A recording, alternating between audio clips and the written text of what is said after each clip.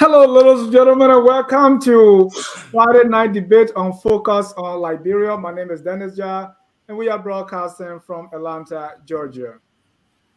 In tonight's edition of Friday Night Debate, we're going to debate key issues starting with the alleged $50,000 Wahala on Spoon Talk, the 50 billion carbon deal that is purportedly signed by the government of Liberia with the government of the UAE, and will there be justice for Charloe Musu and other victims of killings in Monrovia? Welcome, welcome, welcome. We want to welcome all our viewers from across the globe. This is Friday Night Debate on Focus on Liberia. And let me welcome Mrs. Wele Alice Momba, who's joining us from Atlanta. Mrs. Momba, welcome to Friday Night Debate. Thank you, Dennis. It's always here and look forward to the debate. Coming to the debate is also ANC's Moba Kesali. He is the Secretary of the Youth Wing of ANC. Mr. Kesali, welcome to the show. Good evening to you and everyone following the show. It's a pleasure to be here. Thank you for welcoming me. I'm glad to see folks from the CDC here. Thank you. Look forward to a good discussion. Thank you. Let me welcome Mr. Amla Mame. Mr. Mame supports the candidacy of Councillor Tiawan Se Gonglo. Mr. Mame, welcome to the show. Thank you, Dennis. Good to be here. Looking forward to the discussion. Thank you, Mr. Mame. Let me also welcome the unapologetic and unabashed citizen, Mr. Jerome Gilman. Mr. Gilman, welcome to Friday Night Debate. Thank you very much, and thank you very much for bringing these folks on. It's on.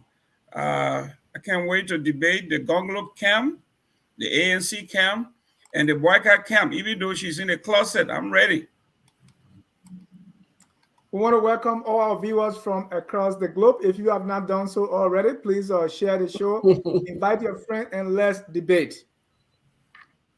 First on the lineup, if any of you watched Spoon Talk on Wednesday, that's 2 days ago, there was something dramatic. The former CEO of Spoon Talk returned with a startling revelation. And I'll just play a short clip from that, and we will talk about it in a few minutes. Take a listen. Goes up. He got to call his running mate. But I will say this to you. When Samuel Twe, I get a text message, I get an email, offered to give $50,000 to Spoon Network. He called me. He said, "Oh, man, we get it 50,000." I said, "For what?" My friends then that left, you can ask them, they know. I said, "I don't want it." He said, "Man, you know you got to help the government." My man, they think that the government station, that your own son of boy, you know he from the southeast, that your this, that your that. You know how I can call Samuel Twe? Yeah. We started speaking crew. I said, "My man, no." No, seriously, this is very important. That's why you see some people decide not to talk about the government, to say the truth. Liberia need to hear this. Leo, I said no. I couldn't sleep. Samuel Twe text me. He sent me text. He sent me Twe. You know, I got to go to Ivory Coast. The money here, blah, blah, blah, blah, blah. I said no. I called Ben Sembi. I called Timothy Josh. I called Dr. Peabody. And I called Kev Hassan. We're on the conference. I said, Samuel Twe, I want to offer money. I said, I don't want it though. Fagon, don't let Fagon know. I said, though was with us at the time. You know that the Richardson part, that's a sin. Teacher Pepe. You know, she wasn't part of the Guru. The woman that Teacher Pepe. She wasn't part of the Guru. So I said, guys, it was Christmas time, December. It was Christmas time, December. Everybody agreed. But guys, something about me, I said, I don't want it. I was downstairs. I couldn't come to bed. My wife asked my wife, "What happened? Are you disturbed?" I said, "No, everything okay." I have the text message. I have everything. I have the letter. I have the email, everything. So I called Sematue. I said, "But Sematue, though, you want to pay for airtime at the station? You can use that money to pay for airtime at the network." He said, "Well, man, no, you guys got to go ahead. You got to give us the information. You got to protect this government. My man, you know you met the press. My man, you know that your own country boy. My man, you got to talk to the president." But you know, when someone talking to me, I'm thinking beyond CDC. I'm thinking about Liberia. I mean, Standard, you know, we can do X, Y, and Z. Kev has someone calling me, say we should accept it. Everybody said we should accept it. So then I said, you know what? It's okay. We'll get back to Sematue. Jose, my mind was troubled. Well, you heard it. So, the former CEO of Spoon Talk revealed that there was 50,000 bribe money from the government through Minister Samuel Tue, which he refused. But the other guys with Spoon at that time who left wanted them to take the money. Let's go around the room. And so, is the former CEO saying the truth? And the implication that those guys who have left Spoon and started another talk show, the implication is that they've been supported by the government and all that. So, you watched it, Mr. Kessler, were you able to watch that? What's your take? Is the former CEO saying the truth? And what is the implication on the closing argument? Well, this is a very tight spot for one to find him or herself in. In the first place, the CEO is not a credible individual based on what we know so far. But because he's now been convicted, you want to give him some, some slice of the bread. But we're also dealing with a government that is very irresponsible, that does not answer questions, and lacks accountability. But there are a lot of questions to answer. Now, I follow Samatue's page. He did not directly deny nor confirm the allegations levied against him. Now, for CEO Stanton Waterspoon, what he is alleging is very hard to believe. This is a man who was fighting people on the radio on a daily basis. He was attacking folks who were alleged to have taken bribes from government or were negotiating shady deals. But he's admitting on public radio that he discussed a deal with the government of Liberia. But again, he's denying accepting the deal. When in fact, on that very show, one of his panelists, in person of Mr. Fangon, was alleging that some members or a particular member of the Spoon Talk show went back and took the money. So look, there are a lot of things that need to be exposed. There has been information in the public that the government of Liberia has been one of the chief sponsors of the Spoon Network. And then this allegation comes out. Things are falling apart gradually. I think Stanton may be going down and he want to pull people along. This may also be a strategy to get back at the other guys who left the Spoon Network to go form the closing argument. We don't even know where the argument started from that they'd be closing. So this will be a perfect opportunity to get back at them. So there are a lot of things that we really need to get. Stanton isn't that credible. The government of Liberia is not credible. The guys on the other side are the ones who should spill the beans because there are allegations that some of them took the money. If Stanton did actually send them money, they should come and say it. If Stanton did not, they should also tell the public because according to Stanton, he refused the money and he cashed out them. So look, this is going to be a beautiful ride. The guys know that probably they took money from Stanton, so they cannot really come at Stanton that much. Stanton is incredible. The government is incredible. Who do we believe in this case? I'll leave it to the other panelists. All right. I should also mention that after I saw this, I reached out to the group right now on the closing argument to get their response, but up to the time of the show, I did not get a reply. They probably did on their own show. Let me go to Alex on your response. Who's saying the truth here? Who's not saying the truth? And what does this really mean? Well, I think it is heartbreaking, to hear that money belonging to Liberian people is being used to bribe groups to keep a blind eye on whatever is going on in a society. Troubling. But then the question that comes to mind is, why is he seeing it now? So if something happened, you're not part of Abre, you don't want to be part of preaching against. When it happened, when it happened immediately, why did he raise the alarm? Now the other guys are not with him. So first of all, I don't know if he, as the boss, told Samuel Toure that he didn't need the money or he didn't want to be part of it. Why did he allow people that he brought on his show to take the money? Because that's his network. It's going to be tinted. Somebody is on that network doing illegal things that you don't believe in as the CEO. Mrs. Moba, So he did not say that. Are kind of troubling. Mrs. Moba, he did not say that someone on the network took the money. He said he didn't know Meg can talk all. But because he refused the money, and those guys were happy, right? And they have already made calculation that each was supposed to get 7,500 or thereabout. So he went ahead and cashed out them the money, probably an equivalent of the 7,500. But he also refused to mention how much he sent to them. But he said they were all happy since it was Christmas. So what is not clear?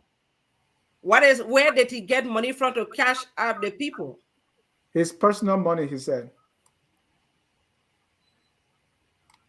Is he going to substitute the money that Samuel Toure promised, or he decided to give his own money just for free? So in my view, if he was giving his personal money to replenish that letter, so then there's no excuse. Everybody's guilty. I wouldn't think that something that is wrong, you're going to take your own money and pay people, then later on, I don't think you were paying them 7,000 each every month, or he decided to use his own money without expecting anything to pay them. But if this deal is something that you and decide to go ahead because the people said they wanted the money, then I don't see anything that would look like he's exonerated. First of all, he shouldn't have even accepted giving them money, knowing that he doesn't tolerate corruption. This money was bribery that they were expecting, or they talk about with Samuel Toure.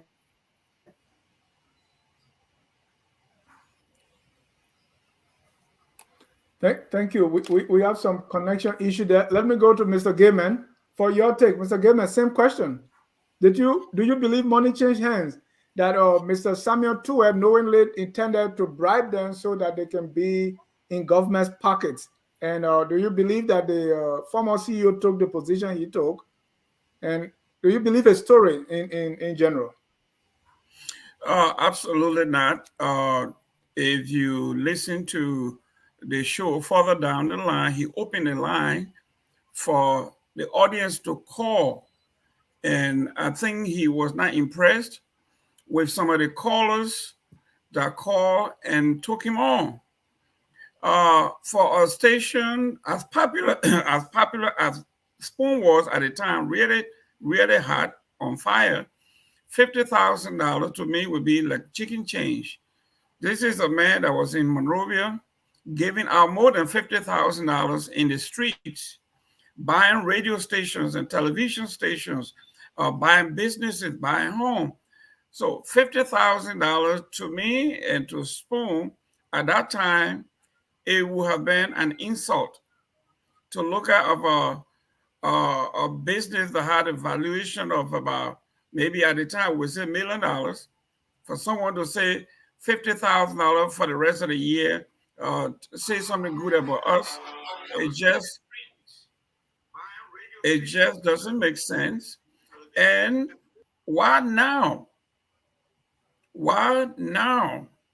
This is a man who was an advocate for transparency, anti-corruption, clean as a whistle, a stellar citizen, to wait for $50,000 to be offered.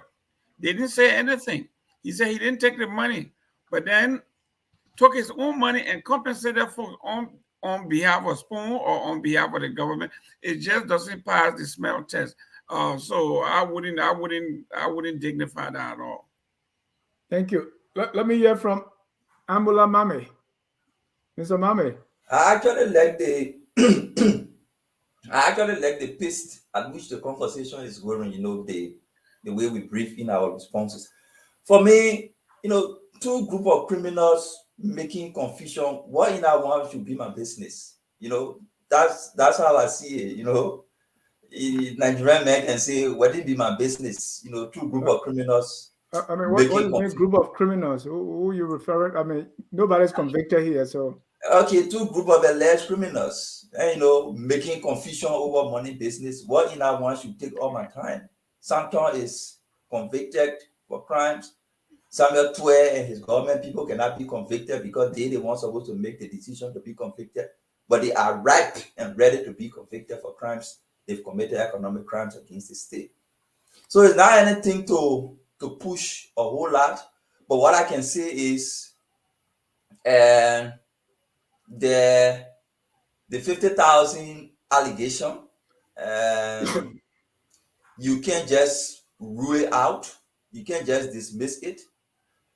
There are instances when I listen to the folks from, I think, closing or whatever argument, they came on your show and there's the recording there.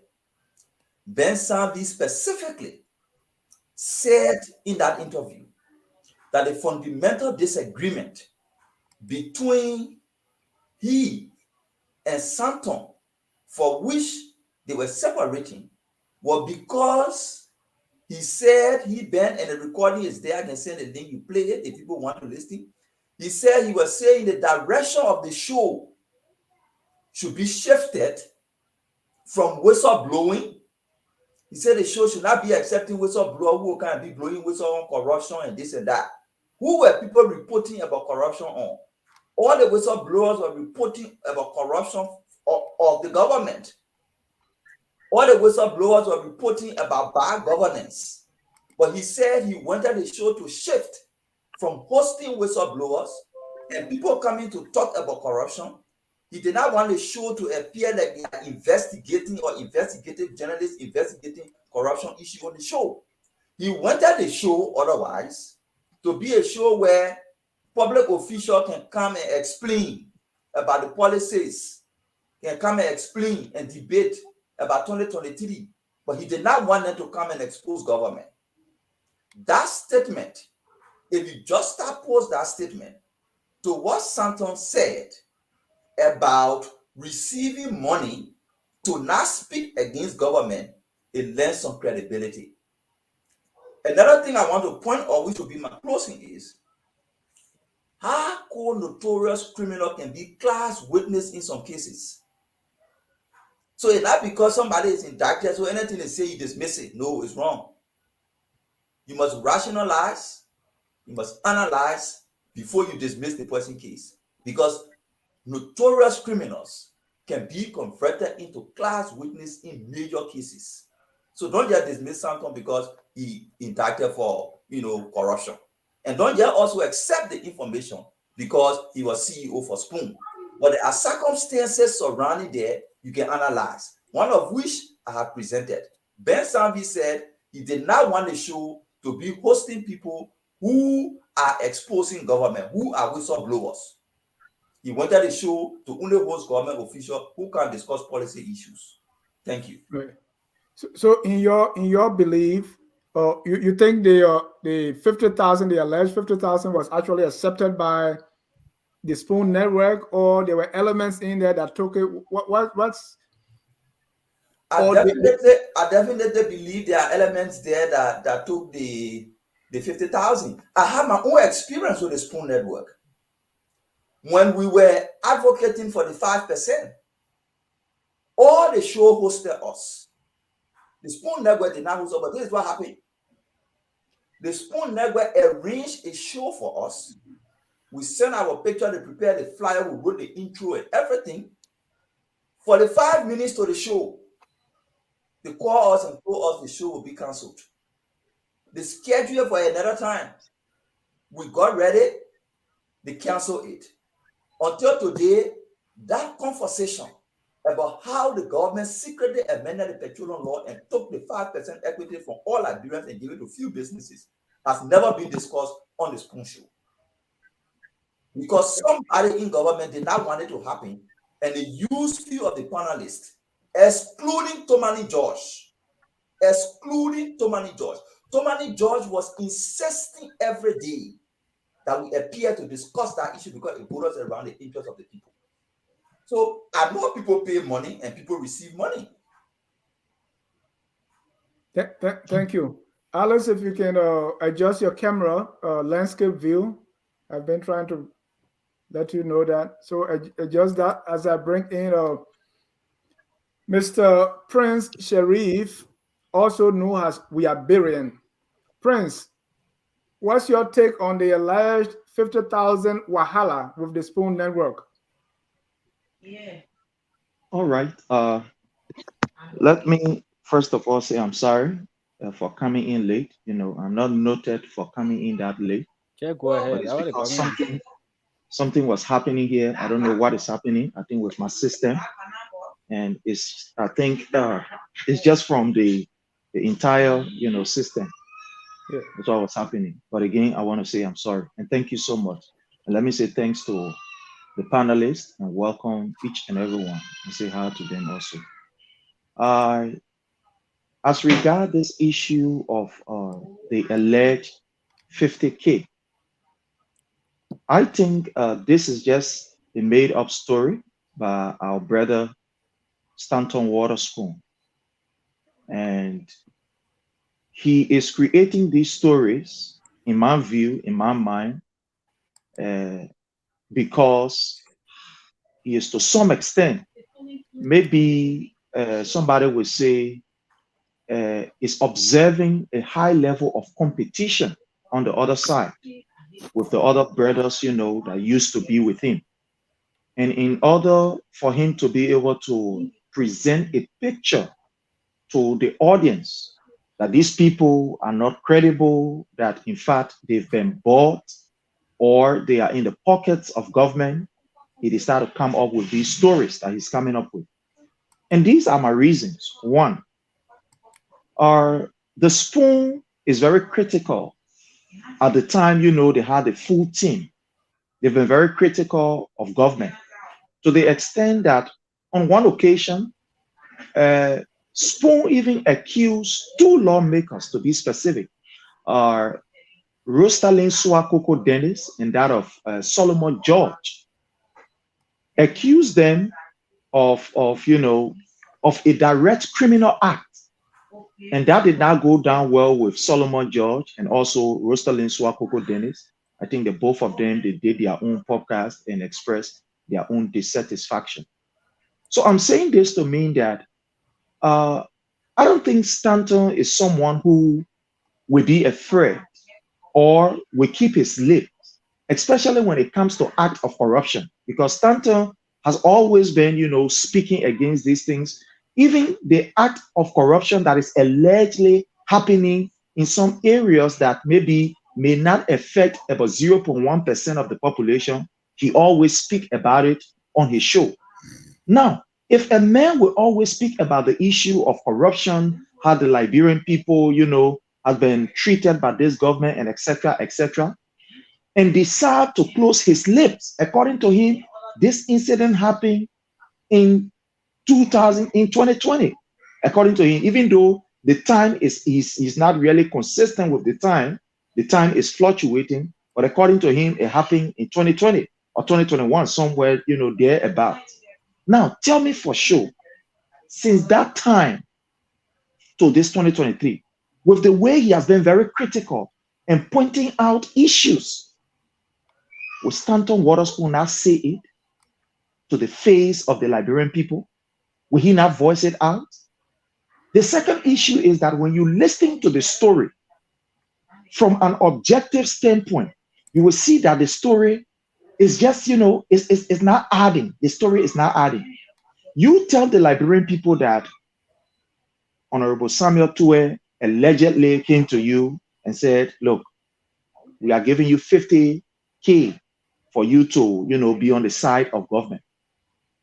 Then the same man who you refuse, according to him, he refused, whatever offer that was offered to him by Honorable Samuel Tue. He refused it.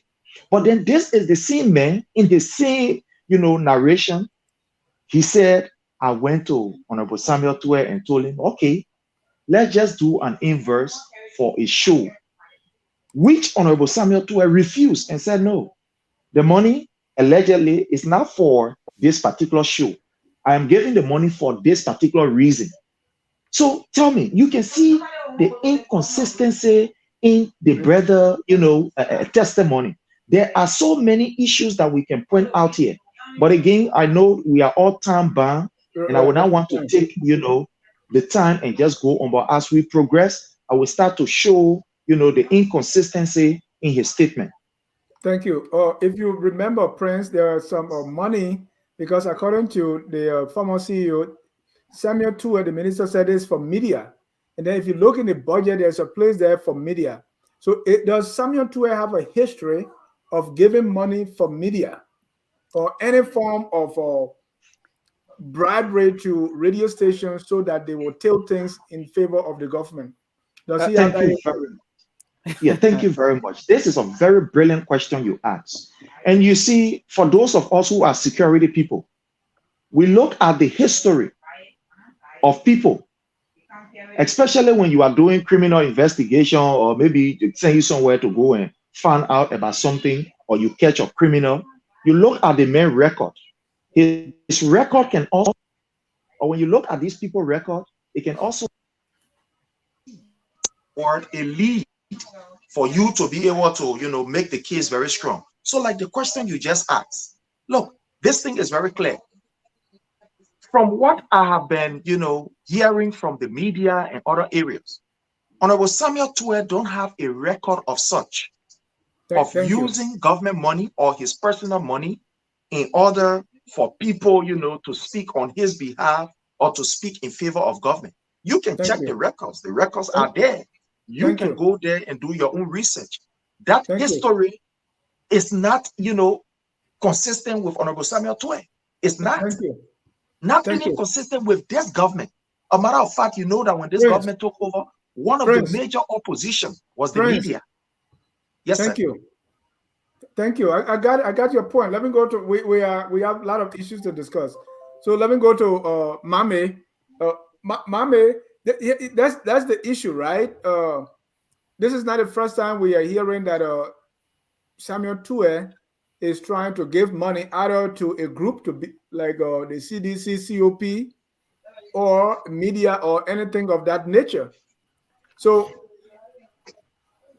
you say so what is your take? Does Samuel Tue have that history? And do you think where do you think the confusion is when it comes to how the money was used or not used by the Spoon Network? I think for me, the first point I want to make is there is fundamentally no problem for government to, give media institutions money to promote government's agenda. There is absolutely no problem. Government should be able to promote its activities, and promoting those activities, you can sign legal contracts with media institutions, buy airtime, buy television time, buy whatever time, to be able to promote government achievements. Is legal.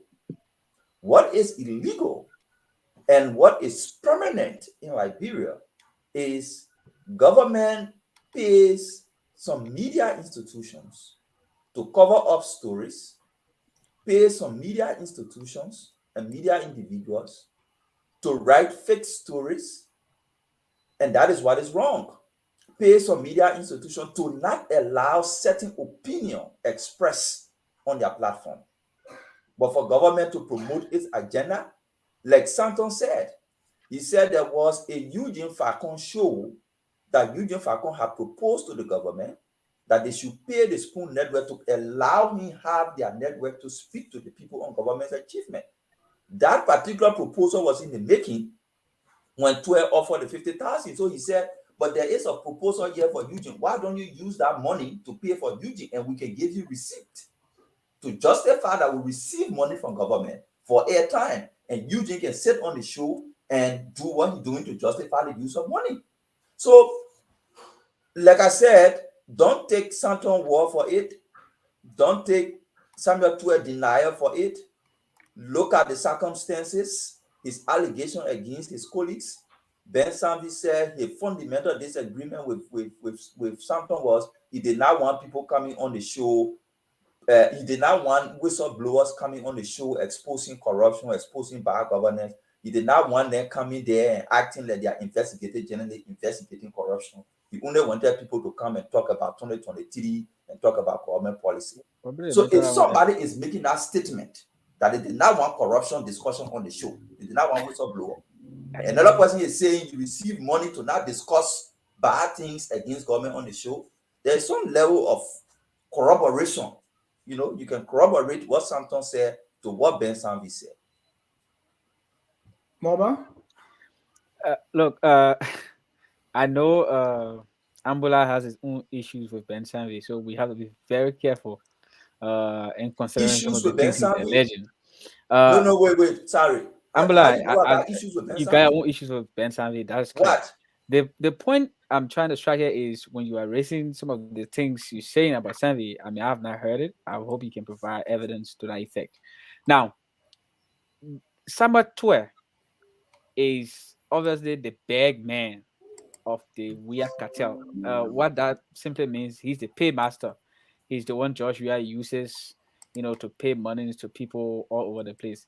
And Joshua is the capo di capi. He's the boss of all bosses in the whole criminal empire. The people are running Liberia. I mean, Joshua is not running a government.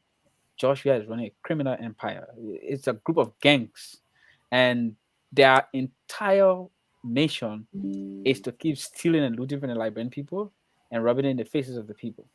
Now, it is established that something happened in the background. That is not something we're even debating. The fact here is that, I mean, what we are questioning is that Stanton, who is raising the allegation, is not credible.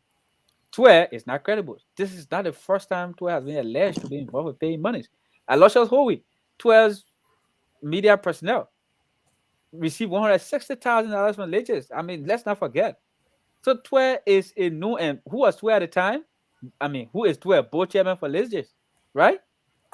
And his bag boy got $160,000 to go make one Facebook post. I mean, we are talking about criminals. The only difference here is that they are at different levels of stealing. But if you even want to compare Stanton stealing or alleged stealing with that of Tue, Tue is worse than Stanton Waterspoon. Tue is paying people all over the place. Spoon has been compromised from day one, from what we are hearing. Now, if all the guys were to provide evidence, then we'll know who is more credible. Stanton is not a credible person. As a media empire, if the government had made that offer to him at the time, knowing the fact that he was making the Liberian people to believe that he's an independent person who was pushing for accountability in the public space, that was the greatest opportunity he had to bring the government's feet to the fire. He should have immediately alarmed that the government was trying to bribe Spoon FM and Spoon TV. That would have proven his credibility. But you can't go stay in the background, take money, and find going allege that somebody on the show took the money and whatsoever, and you want us to now come and hail you and praise you, when in fact you are alleged to have given people medical certificates for $15,000. What gives you the credibility to refuse $50,000? I mean, that makes sense to me. So there are a lot of things here, but the one thing we all do agree on is that The guys stole money. The guys received money. Samuel Tue is working for a gang. He gave money. Something happened in the background. Spoon, FM, either the CEO or whoever was there took money, but they don't want to come clear to the Liberian people. Thank you. And just to be clear, you said Mame was trying to find out from you. You said he had issue with Ben Sanvi. He does. You care to clarify? He does. No, Mame is the progenitor of what was the name? The famous name Ben Sanvi had all over the place. Kekulakpoto. So let's not forget that. I mean, I'm not saying what he's alleging is not entirely true, but we have to take everything he says about Ben Sanvi very carefully because he has been on Ben Sanvi's back. That's the clarity I wanted to provide. And he cannot deny it. We can go on his page and prove that. 1 minute, Mr. Mame, if you want to respond. Yeah, the only thing I did, I just share with you the link to Ben Sanvi's video conversation that he did not want whistleblowers coming on the show. And I am saying, if you say you did not want whistleblower coming on the show, and the whistleblowers were only exposing corruption and bad governance on WIA, it gives me reason to believe that you can take money from WIA and people associated with WIA to not discuss corruption and bad governance on the show. I think that's what we should discuss rather than to be talking about whether somebody got personal issues. I've never met Ben Sanvi before. So how can I generate personal issue with him? I've never met Ben Sanvi in my life. You don't have to meet him to have personal issues with him. You don't have to meet him to have personal issues with him. And but why do you think he has? Can you tell us where we can find the statement you're talking about? You quoting? I just posted it in a. But that's 40 minutes. I mean, I can't listen to 40 minutes at this point. What you say? The link you posted is 40 minutes. I mean, you want me to listen to 40 minutes? The specific area is there. Point out to the specific area. What timeline are you talking about? What time? What in the video? What time? No. Okay. Let us not go to the video, but that does not still show that he has personal issue with Ben. That's why you are not able to prove, Mr. No, he does. He does have personal issues with Ben. How can you call someone and you say you don't have personal issues with the president? He does have personal issues with Ben. You just call Samuel Tue and the rest of the people gangs. You have personal issue with them? No. The point I'm striking here is whether it's personal or not, that is not my point. Right. This man has specific issue with Ben Sanvi. No, you single Ben Sanvi out. I told you, Samuel Tue, George Weah, they are in a gang. That's not it doesn't have to be personal, but it'll be in a gangster paradise. No. But this man's issue is with Ben Sanvi, particularly he's single Ben Sanvi out. Of all the panelists on the show, doesn't that raise a red flag? Now he puts an evidence, according to him, he cannot point us to a specific place. We can go and listen to the allegations he's raising against Ben Sanvi. I told you, click the link. Once you click the link, the first voice you will hear is Ben Sanvi saying. Let me repeat it again. I just did that. I didn't hear anything. All right. Let me go to Mr. Jerome Gilman to get his. You get your last word on this issue. Then we move to our next issue. Well, like I said, we are wasting our time here. This is a non-issue. It makes no sense for a corporation that is worth millions at a time, whose viewership was very, very high, and buying sponsorship on that particular network was very expensive at the time. To accept or even discuss $50,000 was an insult. And why now?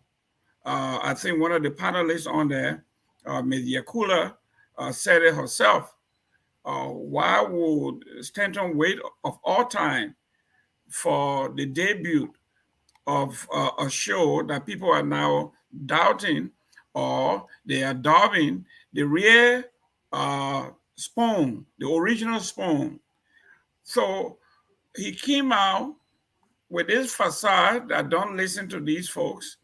They are criminals, maybe criminal as I am. When you look at the viewership, at the same time, when you look at the closing argument, you look at Spoon, you could clearly see, without buying viewership, that the viewership for Spoon were dragged down to little or nothing. That means that everybody that were tuned into Spoon originally have now switched to the argument. And Mr. Weatherspoon made it clear that even I'm not here, but you should still tune in and watch the show. So that is a clear indication of a man who is trying to save his network. He said, I asked my wife to give me a few minutes to come out here and do this. All of those things are clear indication of a guy, of an institution that has been suffocated. And for now, he's grabbing for straw. He can actually accuse anybody. And I don't think we should pay any mind to that at all at this point. He's now Ladies and accusing gentlemen, anybody if you are just that joining is us, serious. this is Friday Night Gang Debate, member. and we are broadcasting from Atlanta, Georgia. That leads us to our next issue, and it's about the $50 billion agreement that, according to the press release from the government of Liberia on Front Page Africa, that they have signed. The government has signed this with the UAE for carbon credit or carbon projects. That's what we've received. So we saw the president. We saw a picture of the president with Samuel Tuwe with someone in the UAE signing an agreement. Accordingly, this was an agreement between the two governments for carbon worth 50 billion. Well, some are saying the story is not true, and Amla Mame has been investigated. But let me start with the unabashed sedition. Mr. Gaiman, is it true that the government of Liberia signed this agreement with the UAE, or what are you hearing? From all indication, I didn't see the Front Page African news, but I saw something on Al Jazeera, and it said about the same thing, that $50 billion is coming to the Republic of Liberia, but there were never there were no timeline, there were no specific project besides the carbon. And as you know, when you say carbon, it encompasses everything from training, research, and all of that. So on the periphery, in it all, they said $50 billion. And as far as I'm concerned, until there's something else to prove otherwise, I was taking on its face value $50 billion. And specifically, but where are you getting that information from, Mr. Gaiman, about this $50 billion carbon? I said Al Jazeera and Front Page Africa, but I say there were nothing detailed to line up when you do for us, like here when we do contract with the state or with the federal government, it lays out specific things, when timeline and all of that. They are not up to that yet. This is just a press release, and we are all waiting for the details. Let me go to Prince. Prince, what is your source for this story of the $50 billion? Thank you. You know, the government of the Republic of Liberia, led by His Excellency President Dr. George Manneh Weah, is going all out, seeking opportunity where Liberia and Liberians can benefit. And as you may recall, when the president did his first trip that lasted, for a very long period, that particular trip was intended, to scout out for support. And all of us are aware that the travel yielded the necessary results, where the government of the United States committed some $60 million, million plus, to the electoral process in Liberia. And also the Moroccan government also supported. And then Saudi Arabia also gave, a substantial amount for the renovation of the foreign ministry. So this second trip of the president is almost like a follow-up of all of those commitments, to be able to synchronize it, to make sure that Liberians can benefit. And this issue of carbon initiative, fighting or carbon initiative, is something that the world itself is faced with a serious problem. As I speak to you, the United States is of no exception. We are experiencing the backlash of, climate change. And Liberia hosts a very, very, very resourceful forest for, fighting climate change. In order for us to be able to benefit, the president has to go out there to seek funding. So his recent trip to the UAE, he participated in this particular, carbon, the CO, they call it COP24, participated in that particular program. And there are several African countries that are to benefit, from that particular package. So Liberia is amongst those countries that are supposed to benefit. So the amount in question, is something that Liberia is supposed to benefit from. I think it's a whole package that countries that are actually within that particular bracket or benefiting from that are supposed to be benefiting from that amount. So Liberia is also, part of the countries that are supposed to be benefiting from that particular amount that is set aside to fight, the issue of climate change. So in essence, you are saying the 50 billion is not for Liberia alone, but it's a package for, according to what I read in the Gulf News, for 40 across 40 countries. Is that what? Yeah, it's a package. It's a package, and like Liberia will also benefit. Who else will benefit besides Liberia? Oh well, there are a couple of countries that are supposed to benefit. A couple of African countries that are supposed to benefit. So, do you think according to the press release in the front page, the government of Liberia misled us by saying this 50 million was a deal signed between UAE and Liberia? If you say Liberia will just be part of 40 or 39 other countries to benefit. I'm sorry, so I'm finding, I'm having a serious challenge here with my set. I'm not in my studio. I'm using my phone, so it's really giving me a very big problem. So I'm sorry if I'm asking. All right, let me go to. If I'm let me go asking to Mame. Mame, I follow some of your posts about this carbon initiative that the government of Liberia reportedly signed with the government of the UAE worth 50 billion. You said this is not true. The story is a blatant lie. The government has track record of lying like that. That's not the first time. We exposed the issue here about the president claiming to extending his stay in France because the Paris Forum that he went to attend was extended. And you saw the communication from the Paris Forum, dismissing that. There has been track record of the president, lying. But on this one, I speak to it more from a point of authority. So part of the work I do outside agriculture and food security, I just wanted to say that I work in the blue economy, the economy that this company is about to come in. I work as an ambassador specifically with the Safe Seaweed Coalition. You can check me up. So I work in the blue economy.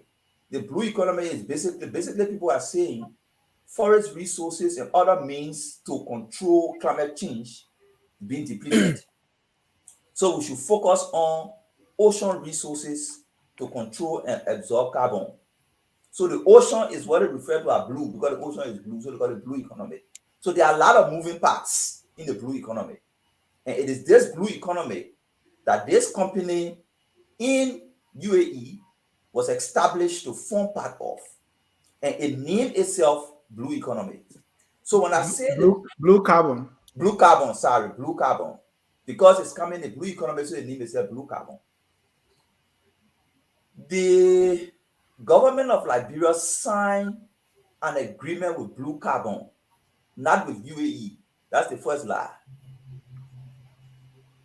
If you check Gulf News, if you check Blue Carbon website, if you check other sources in the UAE that have reported the story, it is an agreement between the government of Liberia and Blue Carbon, a private consulting firm, not the UAE.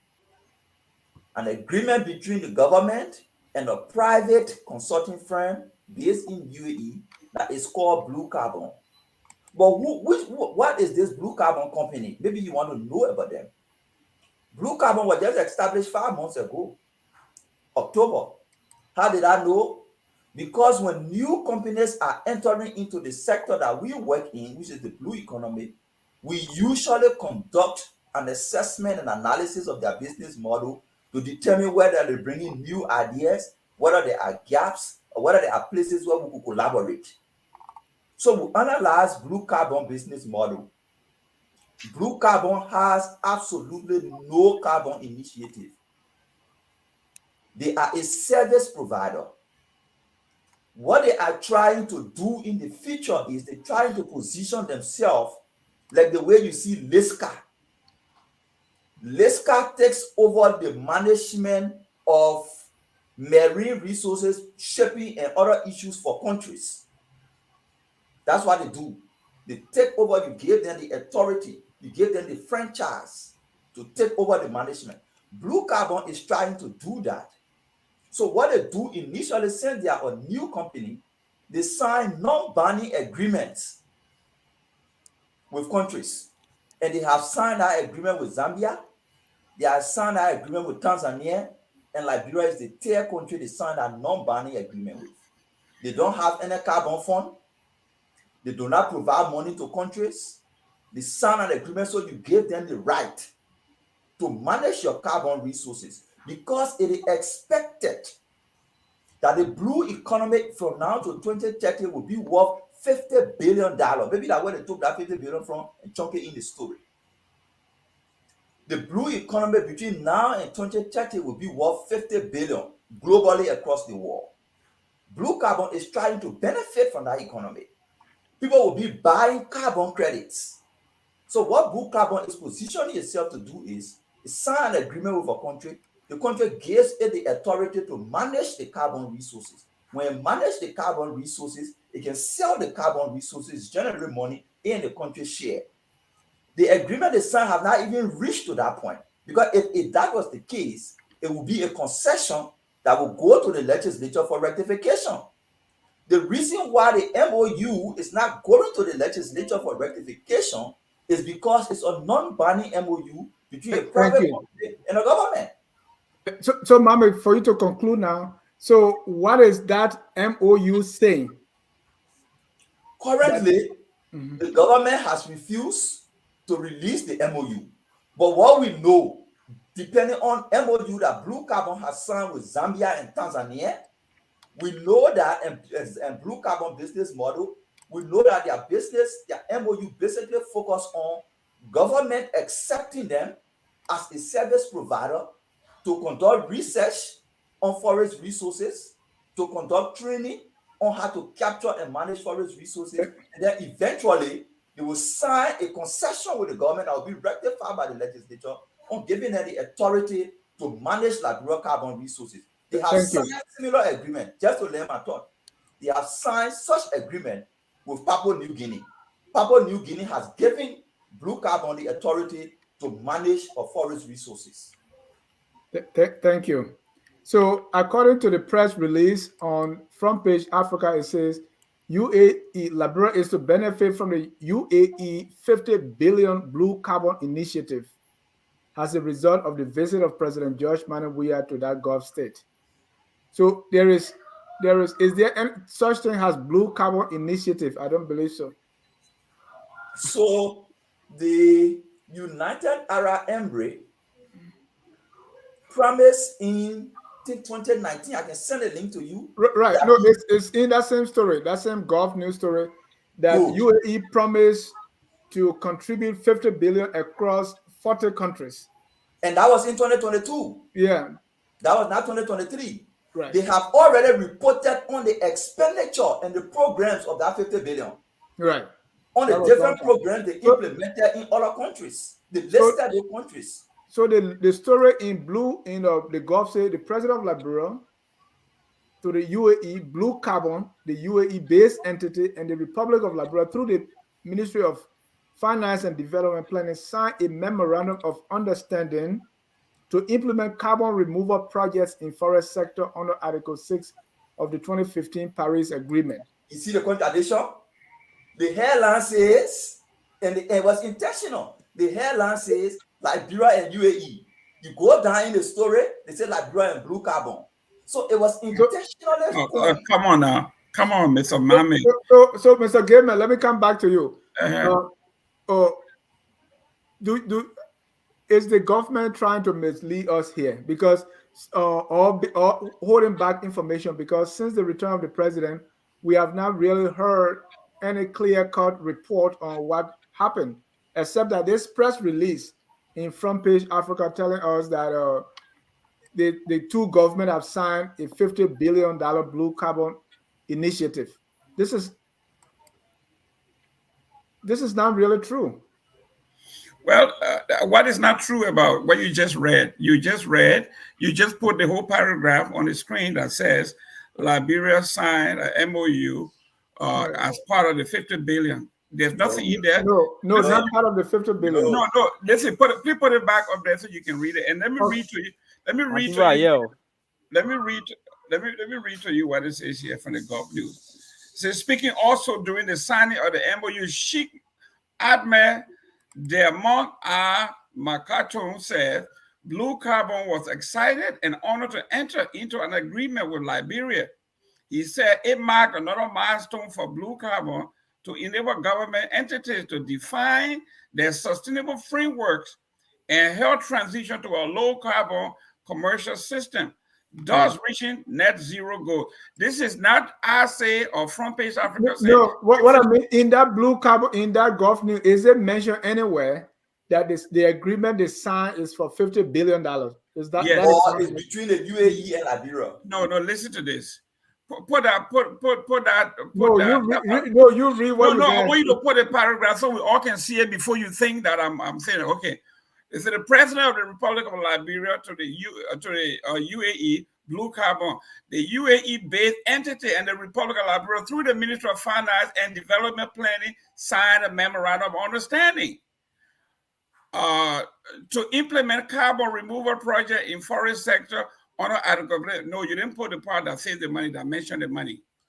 No, the only time they mention the money is this one. Yeah. It said recently. No, yeah, but where is it? The hairline. The hairline has no. Listen. In that blue card, it said recently. Okay. The UAE invested more than $50 billion in renewable energy project across 40 countries, and it plans to double that over the next decade. Blue Carbon is all set to honor the commitment through blank, blank, blank. So what is there that you find to be we're holding back information or not giving the right information? The first thing is let's establish whether the agreement was between Blue Carbon and the UAE as was reported. It doesn't matter. Oh. UAE is funding this particular project, so it doesn't matter. No, those are two different things. But let me bring in Mr. Kessley. Are you bringing me info now? You're feeling talking everything. Mr. Kessley. You're feeling talking everything, and you say you want to bring me in? Just let me sit down and be watching your debating. But Mr. look, just a few things to do to state here first.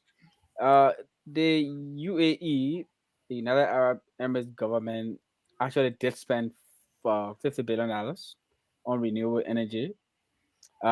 This is not the first time that they plan to invest into renewable energy. As far back as in 2021, the UAE got on a track to ensure that by 2050, they will be absolutely and totally at zero carbon emission level. And that's a $163 billion target they've set. So that it is not a strange thing to be talking about. The government of Liberia will not, absolutely not now, not in the future, not anytime around, get $50 billion for renewable energy investment or reduction of carbon emission. That will never happen. The government of Liberia will not get a penny from Blue Carbon or the United Arab Emirates government. What will happen is Blue Carbon will come in Liberia. Blue Carbon will implement pilot projects. These are not even real projects. This is just a pilot project. They come, go to forest areas, and establish projects that will make our forest sector sustainable. They don't come and take money and put it in the government hand. But you know, this government is noted for misleading the public and misleading themselves. These are the people who signed the Eton and Igbo map deal, and they were going to pave roads and they were going to have coastal highway. Nothing they say is serious. They celebrate these kinds of news that have absolutely no direct bearing on the people. They did not sign any contract with the United Arab Emirates government, none whatsoever. And the United Arab Emirates government and the government of Liberia has nothing directly involved between them. They signed a contract with a private entity that is going to be implementing a $50 billion project. And that $50 billion project is not even going to come, say, it is only about Liberia. We're talking about 40 different countries that stand to benefit from the $50 billion project. As Amula rightly said, Tanzania has already. Quick correction, Moba, just to correct you briefly. The $50 billion project has already been implemented. Yes, no, another $50 billion is coming. That's what I'm saying. So that $50 billion is coming. It's not a project of blue carbon. So I just wanted to make that correction. The UAE government is investing $50 billion. The blue carbon is part of the implementers. Isn't that what is happening? No. Blue carbon gets funding from the UAE government. Who is sponsoring blue carbon? Blue carbon, you see, let put they it get funding from the UAE government, Ambula. It's that simple, Ambula. You cannot. Blue carbon gets funding from the UAE government. Excuse me. That's a fact. Excuse me. Blue carbon. Hold on, Mr. Mame. Let Mr. Keseli tell us. No, I mean, we should have where are you getting your information from? Who is sponsoring blue carbon? Number one, that there's another 50 billion. Where is that information coming from? That's right out there. Yeah, at the end of this, it is right out there. As I said initially when I started talking, I said the UAE government in 2021 pledged that they will spend $163 billion so that they will achieve zero carbon emission by 2050. Didn't you get that? They got that. Now, the UAE government is not directly involved with fighting carbon emission in other places. They are spending money on entities because they are trying to meet a global target. They are trying to be a global leader in the fight against carbon emission. So, I mean, I don't know what part you guys are not getting in that.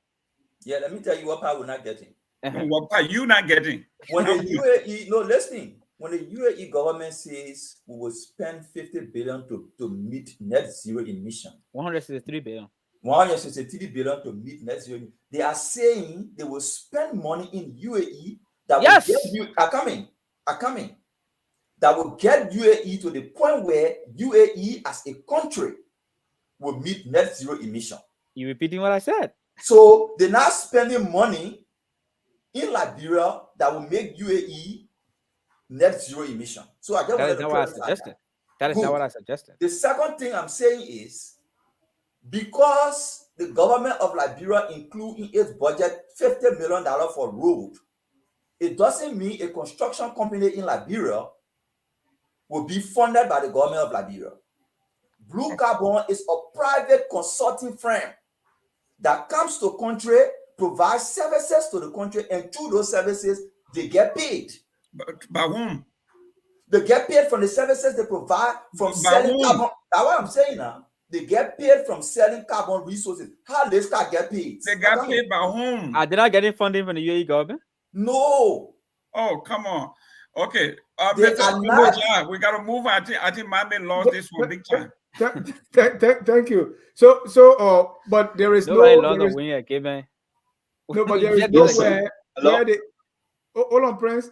There is nowhere where the UAE and Liberia have signed 50 billion. None whatsoever. They have no agreement between them. Listen to this. When you let Prince come before you. Yeah, go ahead, Prince. Yes, sir. When you look at this particular link that you post, it's very clear. I don't know, probably we are reading it one way and trying to interpret it the other way. Here is it right here. People are reading it. That Liberia is to benefit from the United Arab Emirates 50 billion blue carbon That's initiative. A lie. That's a lie. That's the government press release. That's a lie. You see, that is the issue. Now, that is a lie. That is the issue. Prince. Hello? That's the press Yes, release sir. from the government of Liberia. That's what you just read. And that particular statement is a Definitely. lie. That's what I've just read. And Right. that But statement is not true. it is unfortunate that The it is statement is not true. unfortunate that Come the on, government Mova. that attended. Hello? Mr. Give me a Go ahead. couple. Yeah, it is unfortunate that the government that attended the program and had the meeting and signed the agreement will come up and tell us what they are telling us. And those of us that were 1,000 miles away from there, we are saying that no, it is not true. Now, in this case, I cannot convince my brother because his mind is made up that the story is not a true story. But I think what we can go with is what the government is telling us. Even And we Mr. believe in Clement the knows government that you're not because telling the truth. this is not the first time that the government has benefited from the UAE. You know of the hospital. You know of the hospital, right? You know of the hospital. The So- government So benefited according to that story, from the initial, I mean, what are you trying to say?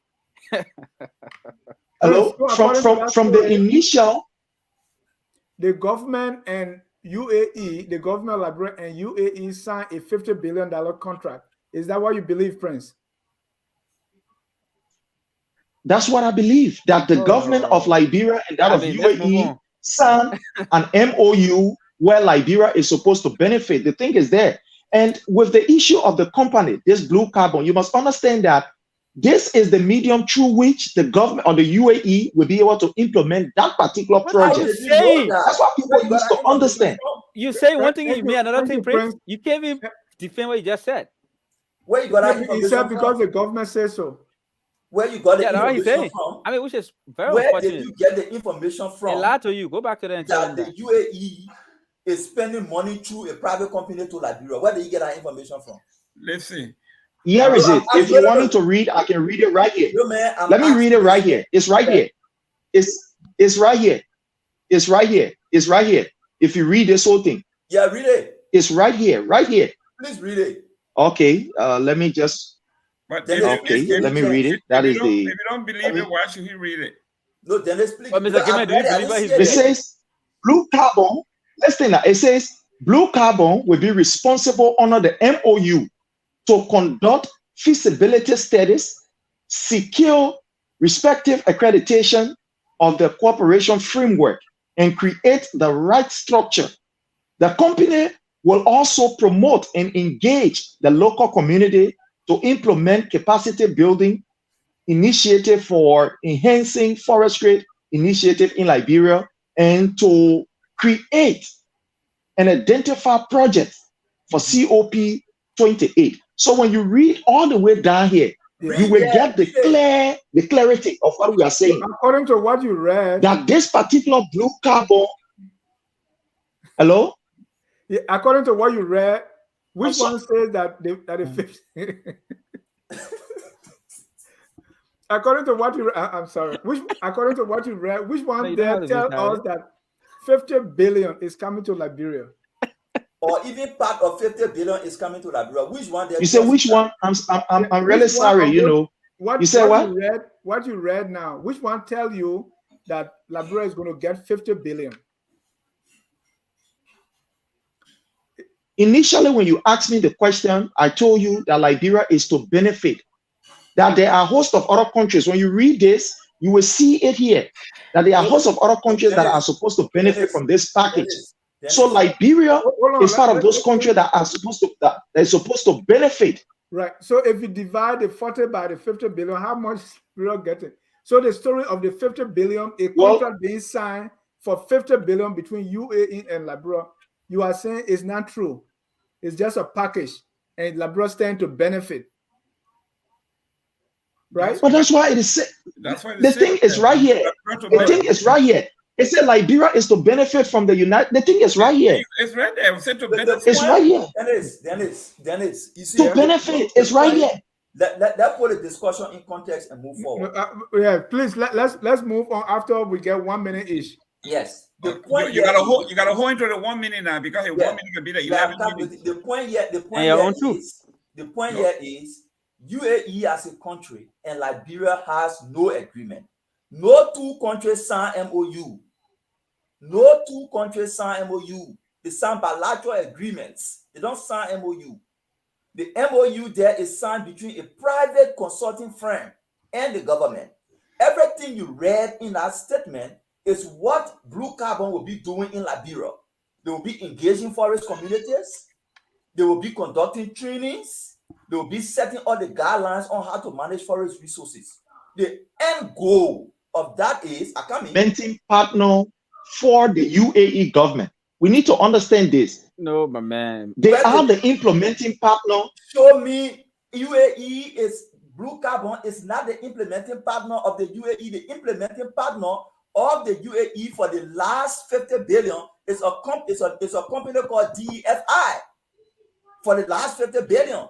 Judging from this particular report, judging from this report, it is very clear in the report. The report is not true. Thank you, Mr. Gilman. Propaganda. So the report is not true. Is that what you're saying? Yeah, the report is propaganda. They misled you. Go back to them and get mad at them. Mr. Gilman, let's hear your side of the story. First of all, let me correct Mr. Mame here. When he said nations don't sign MOU, Mr. Mame, you are very wrong. Nations do sign MOU, okay? And they do also sign bilateral and unilateral agreements. So don't come out here with those kinds of stuff, man. Please don't. What the MOU will be for now? Listen, this is what it says here. A memorandum of understanding is a type of agreement between nations, two bilateral or unilateral parties. It expresses the convenience between two parties, countries or nations. So what is it you're saying? Nations can't sign. Memorandum of understanding leads to bilateral or unilateral. Memorandum of understanding is just a gentleman, handshake. No, it's not. It's not. Countries do sign. No, it's not. No, it's not. So don't say that. But listen to this. What would be the goal for two countries to sign MOU to do what? It's a pathway. From what it says, it's a pathway to a unilateral or bilateral agreement between states. Thank you. Thank you.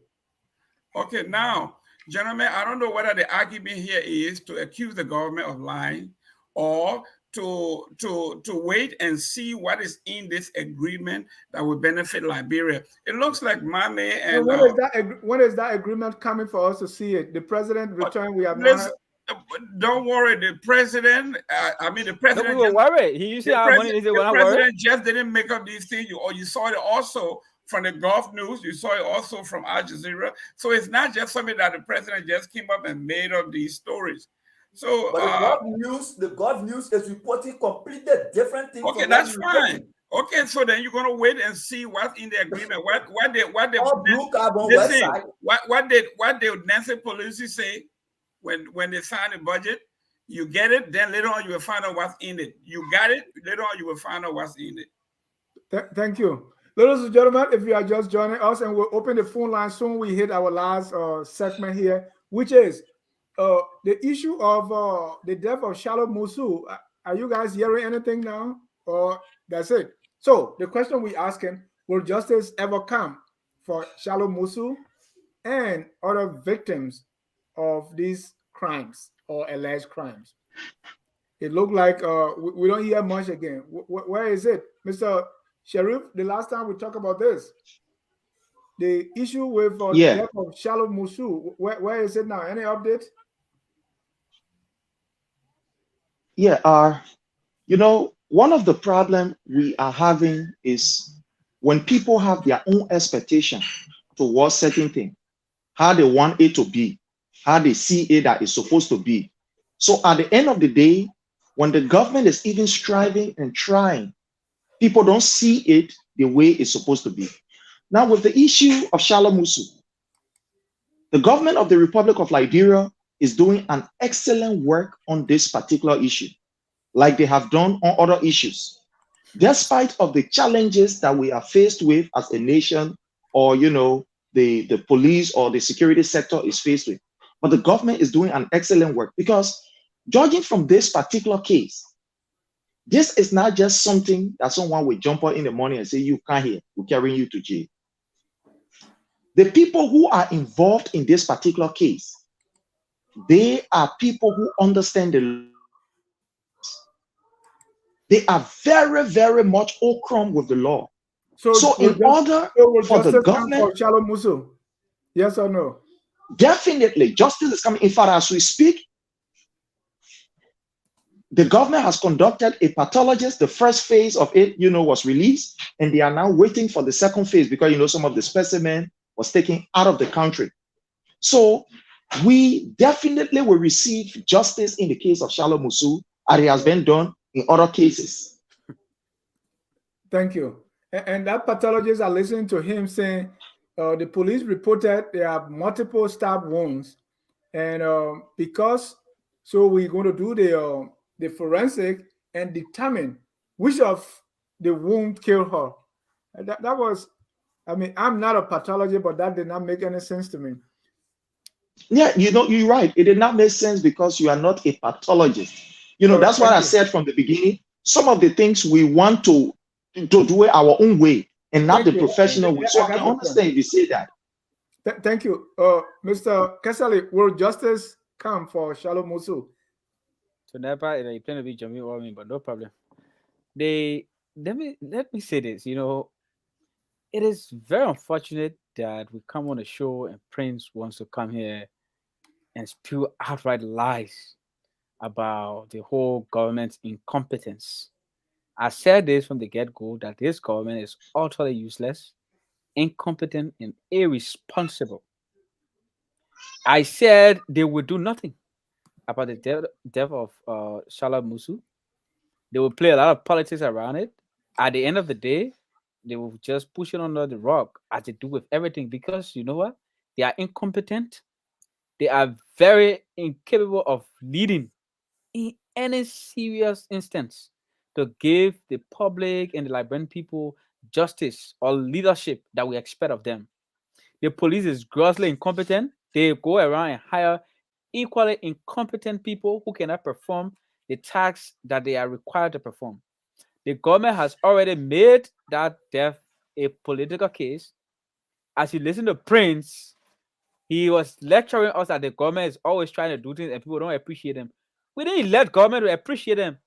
It is only ignorance, hardcore ignorance, characteristic ignorance that makes one to believe that citizens should come and be praising you and yelling at you and telling you thank you because you try to do your job. It is very unfortunate. Yeah, meet your CEO if you're talking to me.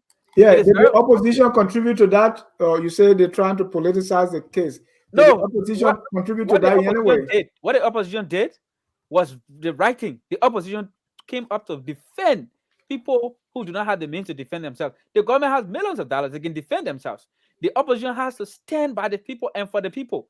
But a responsible government that has competent people who know their duties and are not waiting for others to come and praise and worship them, they were going to do the right thing because that is why they sit in the positions they sit in. Those positions are reputable and respected positions. When you sit in those positions, regardless of who you are, where you come from, what you do, you go beyond partisanship. You occupy a sacred role that you have to play for whatever period of time. Because when you leave, it is not about praising a party or praising a particular individual. It is about ensuring that when posterity looks on you, your children, they can be proud of what you've done or what you've left behind. It's about ensuring that when you are not in government, when such a thing happens, whoever it affects will get justice, including you. So you set a precedence. What this government is doing, as you listen to Prince, is that they want people to come and praise them and clap for them. I mean, we're not in church. We're not going to be praising Joshua. Joshua is not God. Joshua is nothing. He's just human being like every one of us. He doesn't have a special oxygen that we don't have. We are not going to praise him. We feed him. We take it out of him. If anything, we, the ordinary Liberians, are doing better than Joshua is. Because we are taking care of Joshua. We are feeding him. We are providing everything for him. He should ensure that we get justice and protection. We don't have to praise him for it. We don't have to tell him thank you. He's not doing us a service. That is what he asked for. We give it to him. He should do it. That is what a responsible government does. You don't have to say and be crying and say people are fighting you or people speaking. They don't want to praise you. Nobody will praise you. Joshua still will tell him still. That's Thank you. Thank you. Let me go to Mr. Gilman. And let me remind our viewers, we're going to be opening the phone line very soon so that you can call and contribute to the show. Mr. Gilman, will justice ever come for Charloe Musu and other victims of these kind of crimes? You are muted, sir. Obviously, yes, there will be justice. Before I go to that and give you why, let me respond to Mr. Kessely here. Uh, you know, Kessely being on the stage with Prince and myself is a disservice to us. We are elevating a guy who represents 7% in the last election, and now we know he's down to 2%. So he has to do all he can to screen for us to notice, because by him being on the show with two seditious, it elevates him and his and Cummings. And this guy, you can see he's glowing, he's gloating. His face is all lit up when he's talking to Mame. Please go to the issue. Yeah, when he's talking to Mame, his face don't Go to the issue. light up like that. But when he comes to CDC, because we are elevating him. But let me tell you this. First of all, what happened? Maybe I'm the only Republican on this particular platform. I'm not sure. But what just happened in the United States, where the former president of a nation has been indicted, should be a warning sign to all around the world that we are about to have a new world order. If you are a former Supreme Court justice, former justice minister, former senator, former election commissioner chair, and you think you are above the law, what just happened in the United States should send a chill down your spine. The investigation in Liberia about Musu is going to be done, and we know, based on common sense and what we have known so far.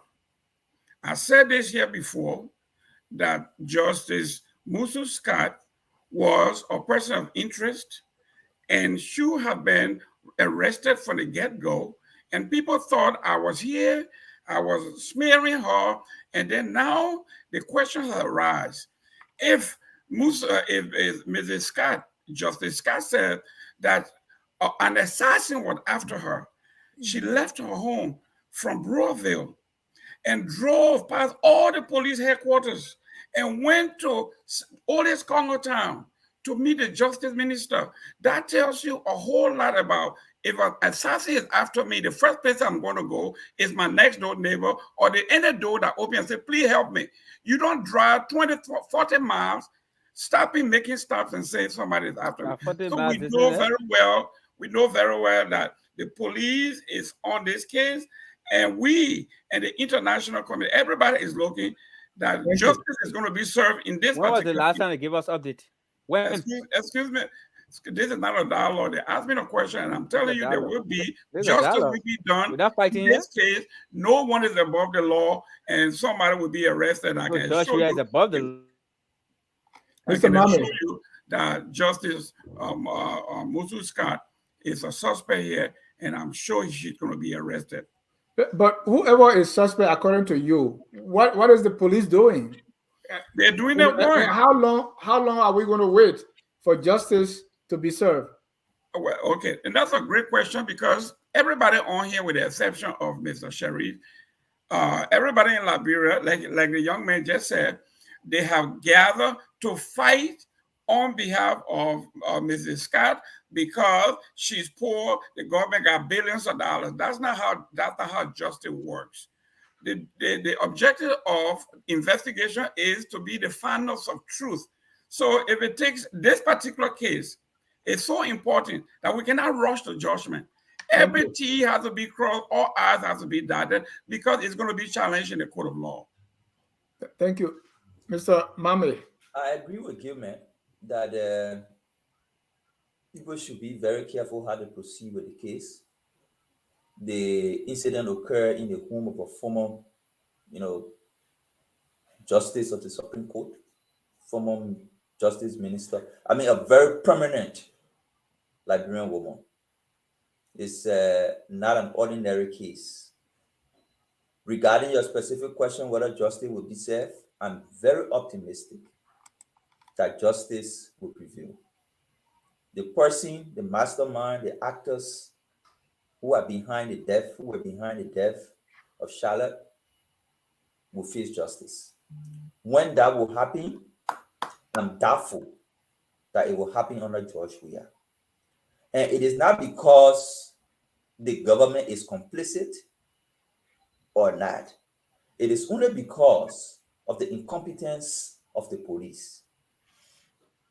The way the police proceed with criminal investigation, gathering evidence. I'm not a security person, but it's strange from what I see happen in other civil lives and other professional environments. So yes, justice will be served, but I doubt it will be served under Weah. And it is not because of the complicity of the government or not. It is because of the incompetence of the police and the security actors. The weapon issue that was discovered at the port, container full of arms and ammunition. Where have we gone with that story? The last thing we heard was that it settling it diplomatically. Where in the world can you settle a major criminal offense of illegal movement of arms and ammunition into another country? That you settle it diplomatically. So, the incompetence of the police will delay justice, but justice will be served. Whether it is Musu's cat's action, justice will be served. Whether it is an external actor who made threats on her life, it will be served. And my correction to Mr. Gilman is, Councillor Scott did not say she was in her pursuit when she left her house, for which she had to run to police station. The incident had occurred. The actors allegedly left the scene. She got ready and went to the justice minister to complain the situation. She was not in her pursuit. People were not running behind her. The incident occurred. The actors left the scene before she drove to alert the justice minister. So I just wanted to clarify that.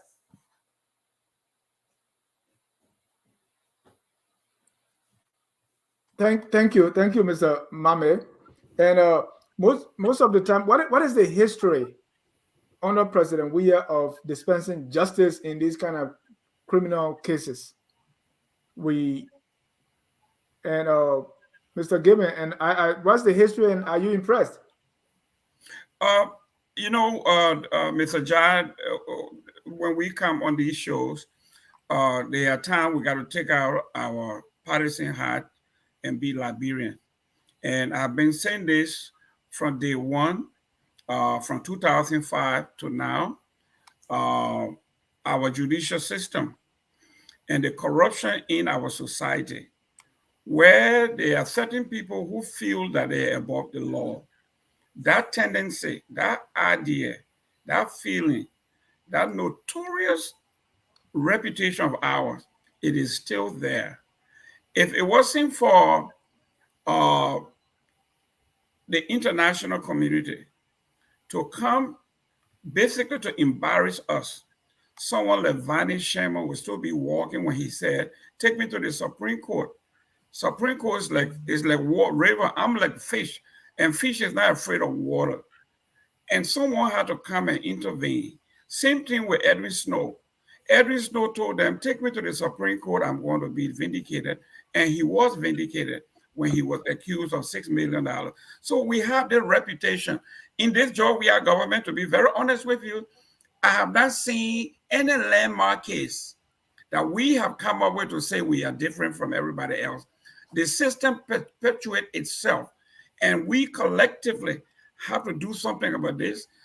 This has been going on too long, and somebody has to stop it. Thank you. Ladies and gentlemen, if you are just joining us and you want to be part of the conversation, please, 605-313-6004. The code is 791-403#. That's the number to call. And the phone lines are open. Please give us your call, and we're going to go into it. The first caller, we have a first caller ready, but let's take this short commercial break, and we will be right back.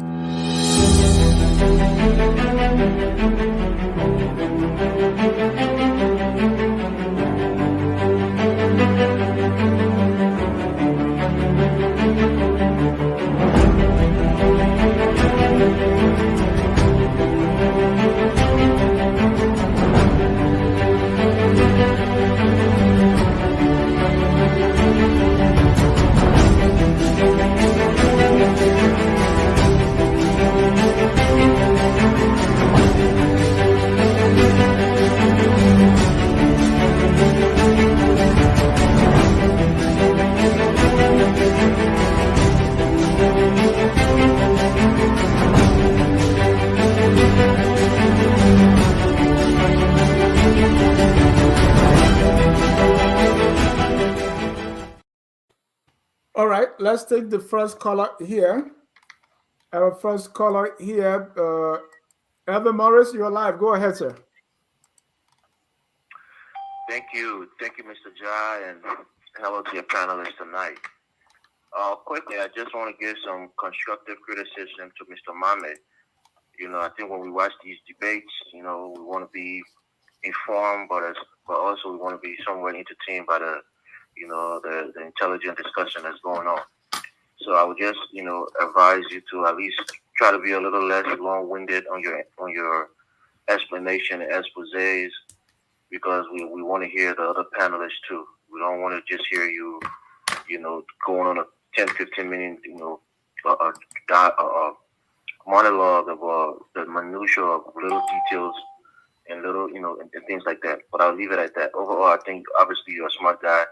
We appreciate your contribution to this platform, but try to be a little bit more concise on debate nights.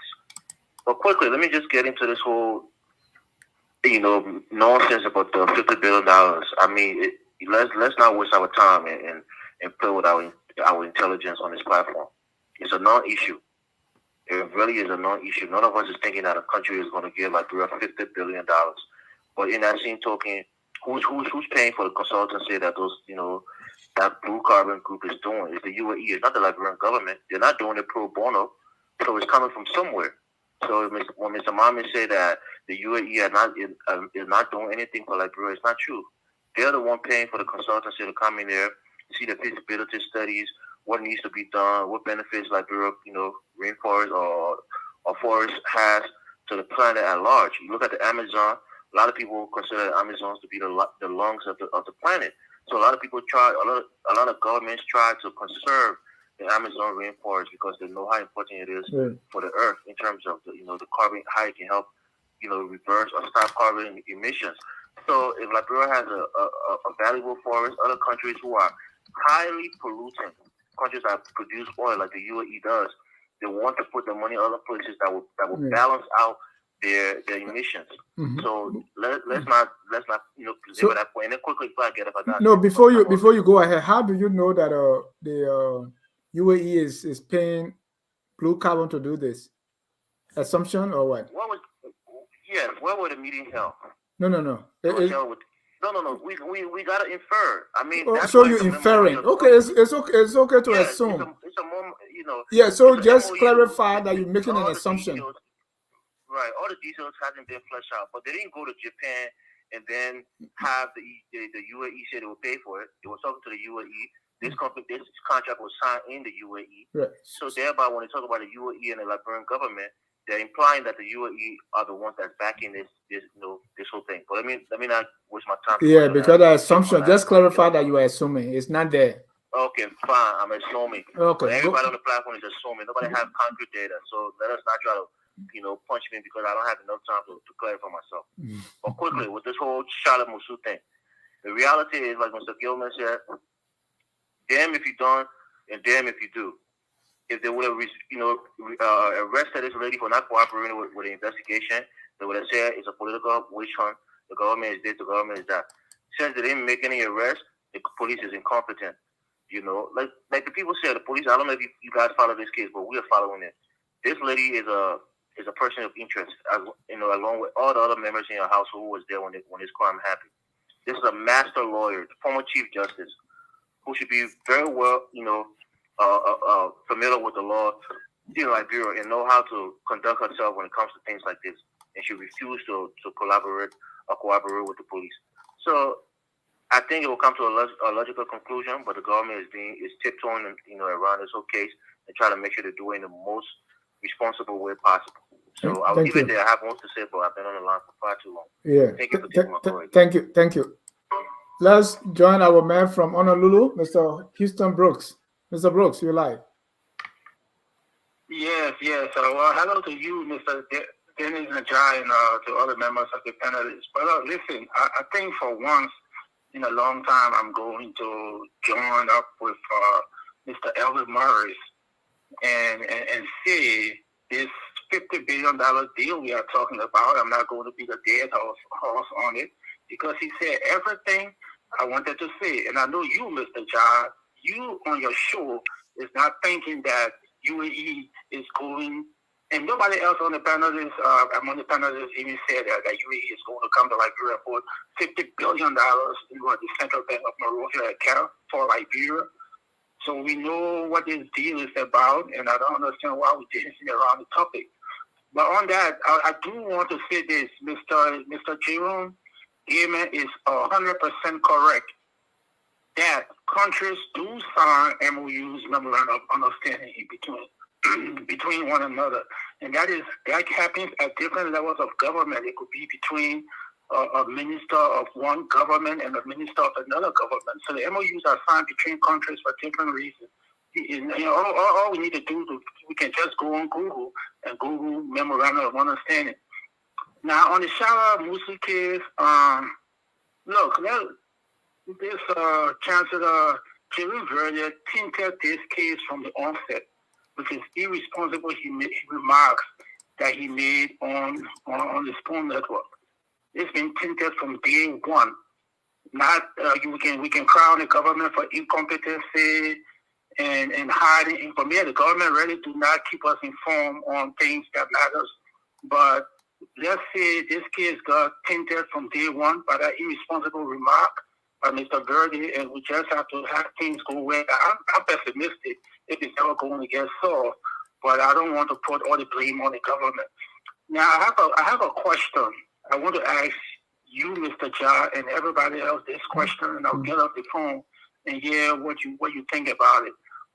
There was the case, right? They said there was another girl that was in the hospital. So where is she? How is her healing progress coming on?